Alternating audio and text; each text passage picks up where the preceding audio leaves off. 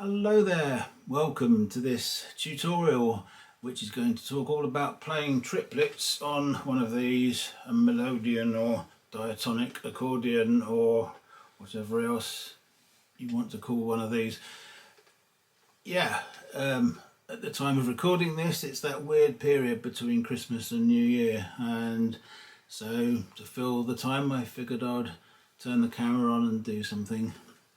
And yeah, this particular subject is one that I must admit had me puzzled for some years really about what the best way to go about it was and what the options were. I kind of knew different aspects of it but never quite got it together really. However, having said that, the fact I'm making this probably shows that I did eventually figure at least something out, so maybe that's something that might help you. It's a tutorial that's going to be useful for people that already play these, so if you're a complete beginner or you don't even know what this is, it's probably best to find another video to watch, I should think. But for those of you that are going to stay, yeah, hopefully this might be useful to you in some way. So here we go. Right then, so before going any further with this, I probably need to just talk about triplets, what it means in general and what it means in this video, because they're not quite the same thing.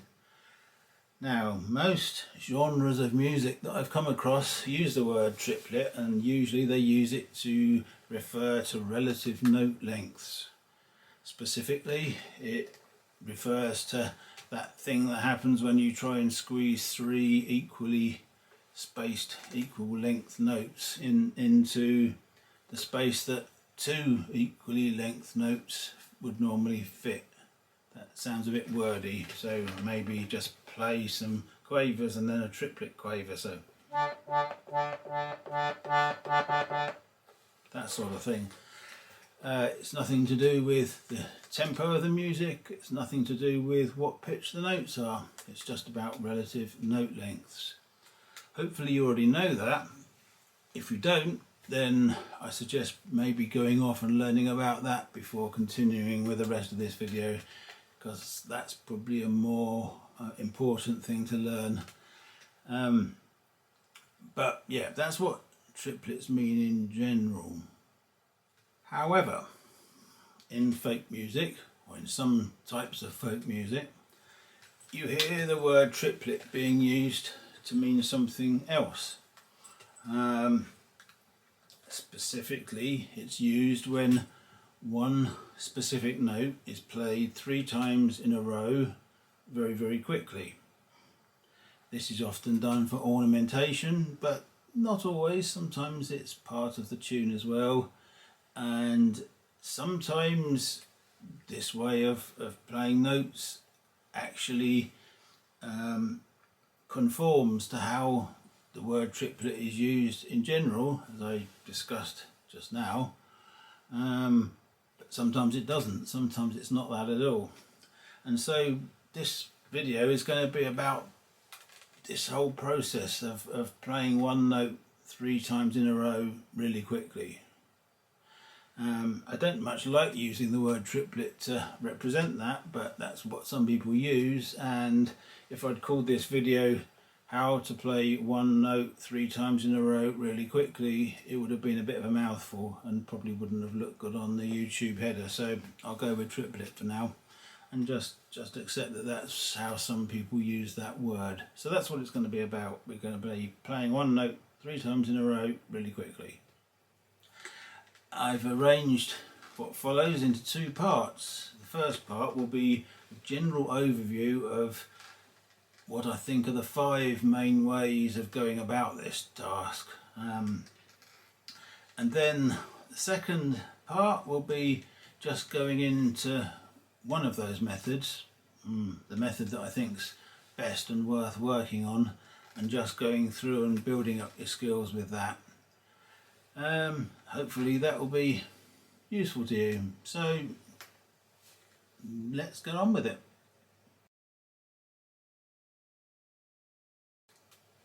Right, so here we go.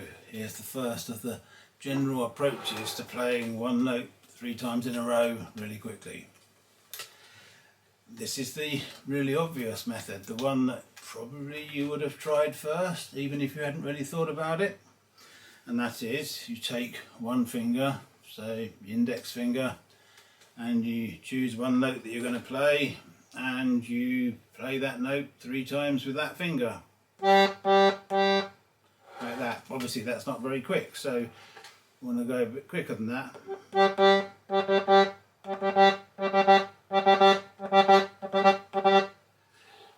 And there lies the problem with this method. It's all very well doing that when you're playing slowly, but if you want to play 3 notes very quickly in a row, it starts to get a bit awkward. It starts to go wrong quite quickly. You start feeling it in your arm. And yeah, this is the reason that I don't really recommend this method overall, in that it starts to feel, if you really go for it, like it's actually putting stress in your arm. It feels like something that's going to give you some sort of repetitive strain injury if you carry on doing it. It's not very comfortable, and I would say I basically never do it. The only reason I can think of for wanting to do it is if you would need to do that when you're holding down lots of notes all at once, something like that, but I don't often do that anyway. So yes, that's option 1, and not something that I recommend, although I have seen people that have managed to get good at it and use it a lot, so it's your choice, but not something I like to do.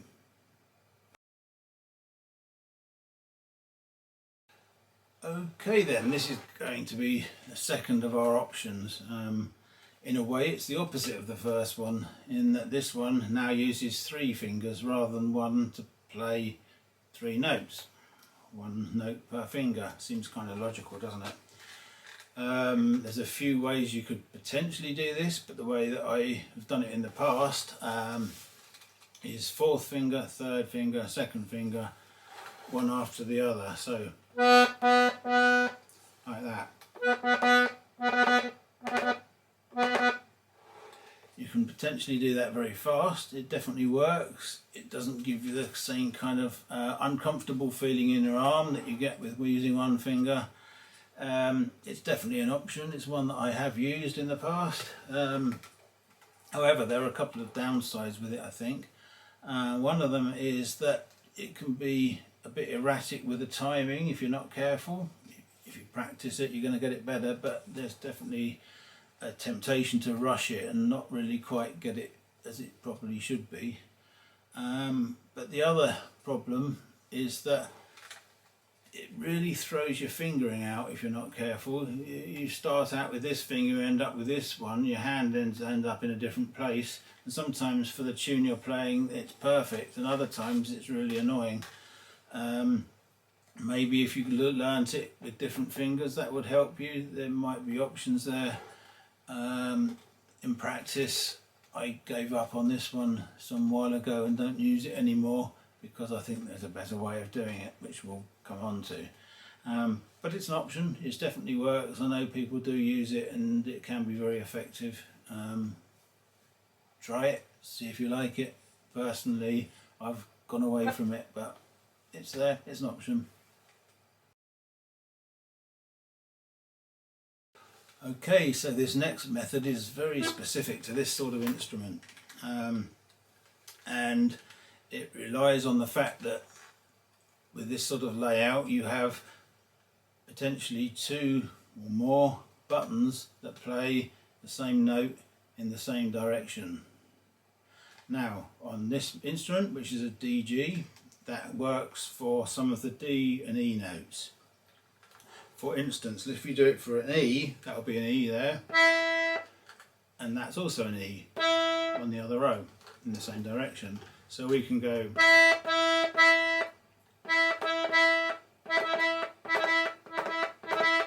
three notes, equal length, played very quickly. It works. Same thing with D as well. You can push that one.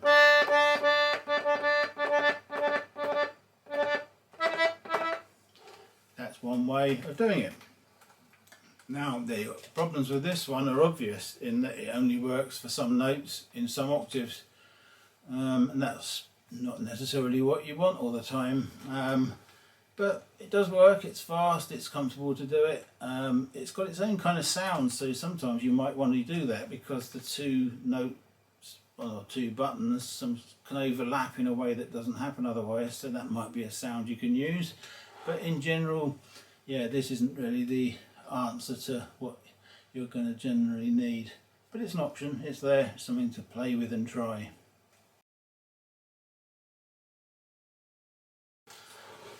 Okay then, so now we're on to our fourth option, and this one, I must admit, is a complete cheat and a complete fraud, but it's something that you can do and it kind of fits the bill, and it's certainly something worth learning and maybe making part of your own music if you want to, and that is to actually achieve the triplet not by pressing the buttons at all, but by using the bellows and doing what accordion players, piano accordion players or so forth might describe as bellows shake to do it.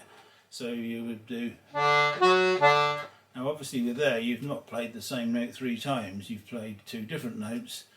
However, sometimes if you can do it fast enough, you don't really hear that middle note, you just hear the rhythm of it, and it kind of works. So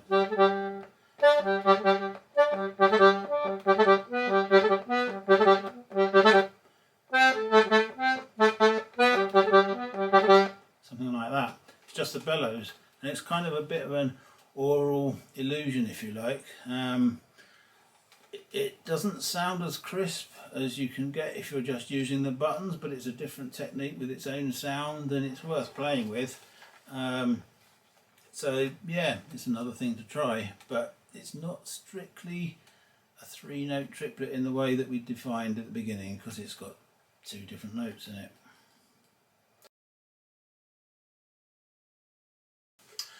Okay then, the first option that we talked about used 1 finger, and then the next option we discussed used 3 fingers, so that means the remaining option is going to be all about using 2 fingers, and as far as I'm concerned, this is definitely the best option. It's the one to work on and pursue, and that's what the final section of this video is going to be about. Before we start that though, just mention what it means. So what we're going to do is play 1 note first with, say, index finger, and then we're going to use a different finger, say middle finger, to play that same note, and then we're going to use the index finger to play it again. Obviously that was extremely slow and not very triplet like, but there we go, it can go faster. And that's what it is. And there's lots of variations on this one, and ideally you'll learn all the different variations so that you can have a triplet wherever you want it, because that's definitely one of the advantages of this, in that it's available just about all the time wherever you need a triplet to be played. It doesn't really matter what you're doing with your fingers for the most part, there's always an option for that, usually, that you can use whenever you want one. So it's not about the technical limitations, it's about where you want it in the music. It's very fast if you want it to be, it's very clean and crisp, and yeah, it doesn't hurt your arm. It's a good option in many ways. The only downside I really know is that it's not especially easy to learn it at the beginning, so that's what the section coming up is going to be all about. Right, okay, so we want to learn this triplet with 2 fingers. Now my way of really getting to grips with this might not seem very intuitive to start with, but it worked for me, so that's what I'm going to show you.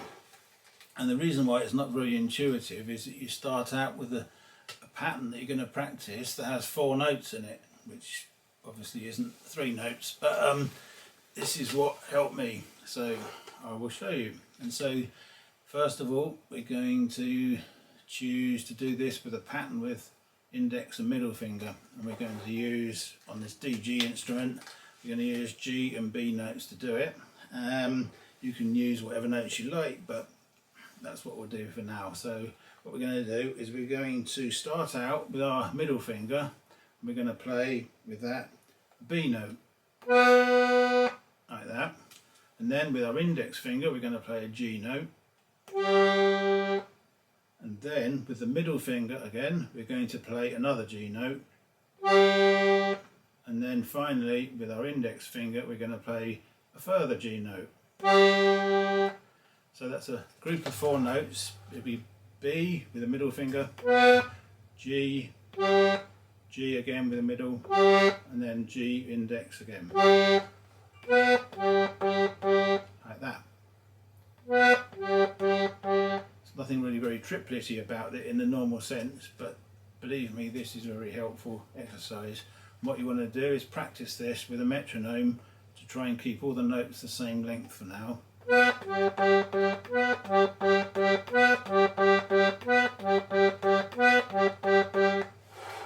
what you really want to think about is making sure that you're hitting that button cleanly, because obviously your middle finger is going to be bouncing between 2 buttons here, and also your index finger needs to get out the way to make sure that the middle finger is going to hit that note correctly. It's very easy to miss the notes here, and this is why this technique is not the easiest one to learn to begin with.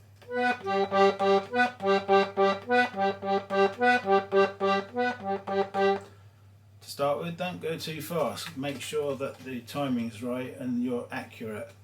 That's more important to start with than actually getting it quick. However, once you do get better at it, you'll begin to speed up.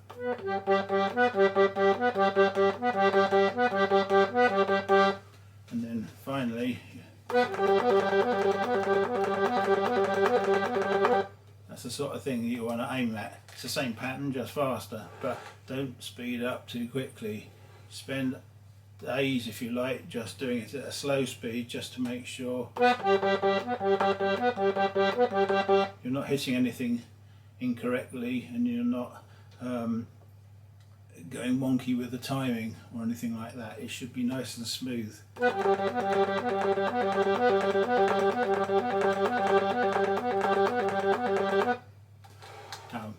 What you're playing there is 4 equally length notes, so they're not triplets in the traditional sense, but as I said at the beginning, this isn't really about that. It's about playing 3 notes in a row very quickly, and that's actually what you are doing now.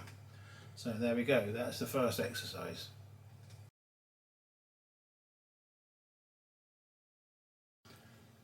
Okay, so hopefully you've now got that first exercise down. Maybe it's taken you a week or 2 weeks or whatever, it doesn't matter. What's important is you being careful with it, and you've worked up the speed slowly, and that your fingers are getting into the button and then getting out of the way again quick enough to make it all work.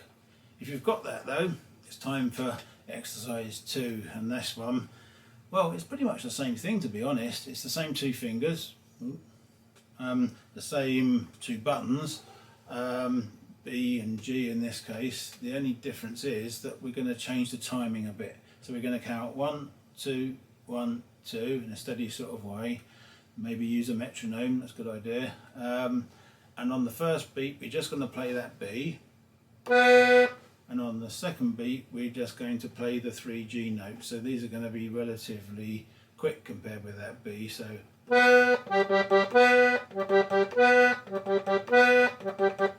now hopefully, if you've got the other exercise down, this won't actually feel too difficult once you get the feel of the rhythm. It's just a case then of just speeding this one up to the point where it's the speed that you need it to be. So if you're playing, I don't know, fast Irish music or something like that, then it probably needs to be pretty quick. So it's going to be,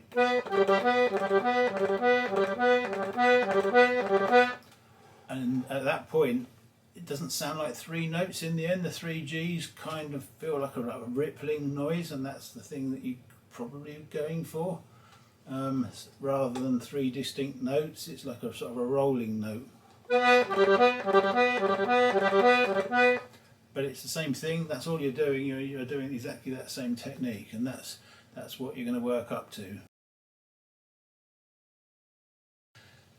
Okay then, so if you've followed those two tutorials, those two exercises, and worked your way through them, you should now be at the point where you can actually play a really nice, fast, sort of rolling triplet with those two fingers. And great, that's what you wanted.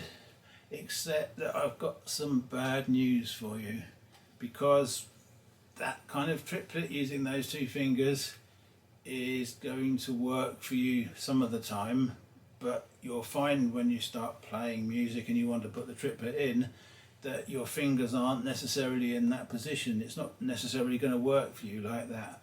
And this is the realization point where you suddenly discover that there's a lot more to this than you might have first thought. Because that whole process we did with those two fingers is just one variation, and there are other variations that you need to learn, ideally, so that you can do everything that you need to be able to do. So the next one to learn is, instead of using your third finger, use your fourth finger and your index finger, and your middle finger. You'll see what I mean here. So what I'm going to do for this exercise is I'm going to start out and we're going to play D with the fourth finger, and then we're going to play G with the second finger, and then we're going to play G again with the third finger, and then we're going to play another G with the second finger. So this time it's as far as the first exercise go, and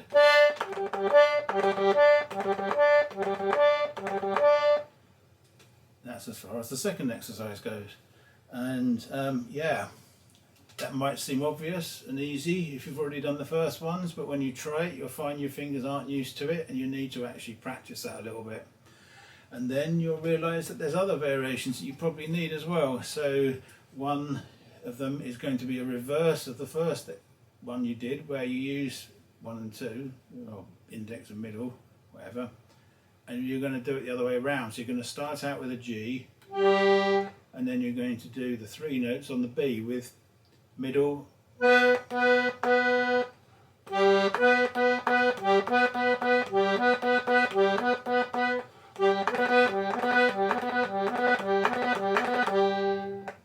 that's another variation.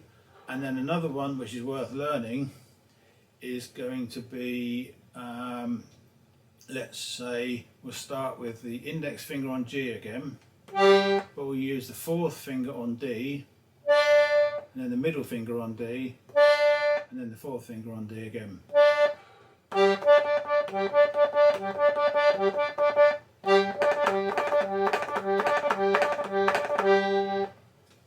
And potentially, now I've never really worked on this hard because I've managed to get away with it, you could do one where it's just like that, where you start with your index on the G, and then your fifth finger on the top G, and then your fourth finger on the top G, and then back onto there.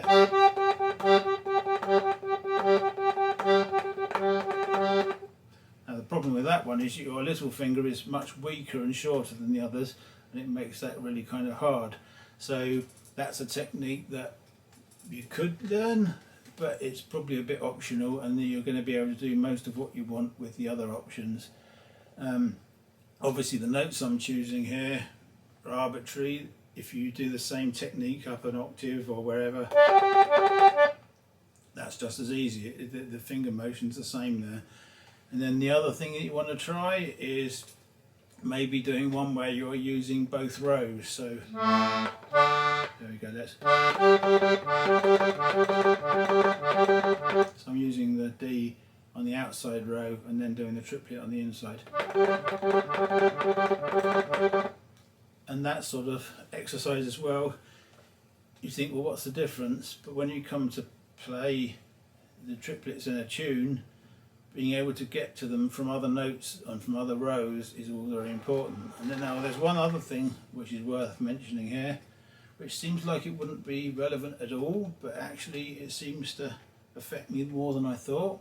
And that is, instead of pushing on the bellows, because all the exercises we've done so far have involved pushing, so is pick some notes where you're pulling. It doesn't make any difference at all with what your fingers are doing, but somehow it feels different enough to require a bit of practice and work as well. Otherwise it just feels a bit weird. I don't even know why that's the case, but it might just be me, but it's something to try. So I've just covered a lot in that section. As you realise, there's a lot of variations on doing the same thing. So those first two exercises you can apply to different fingers and different notes and in different methods. And the more different ones you try and learn, the more options you'll have when you're then playing a tune, and where your fingers are all over the place and you need to do different options at different places. There was a lot in that, wasn't there? Okay, this might have been quite a long video, I'm not sure yet. However, we're at the last stage. If you've worked the way through those exercises, you should be able to do those sorts of triplets in all sorts of different variations with different fingers and on different buttons and with different lead-in notes. And what remains to be done then is just being able to start to incorporate those into your tunes. In anywhere that you feel a triplet might work, is try one, see if you can put them in there, see if they work, and try them in different tunes and at different places in the tunes and see where you go. One of the most impressive examples of putting triplets in tunes that I've seen is watching John Spires in one of his virtual pub sessions doing a tune which is actually just covered in them. So I did try and have a go at learning that, so I'll see if I can do that now. But yeah, the way that he did it was really impressive, so I'm still trying to get to the point where you can sort of emulate that.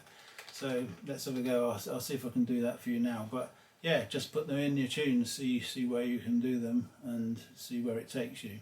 Hopefully if you enjoyed this, leave a comment or a like or something in the video below if you thought it was worthwhile, or certainly if there's anything you disagree with, if you've got a better way of doing it, because I don't claim to know everything about it. What I've been saying now is just what I've figured out for myself. So yeah, until the next one, cheers.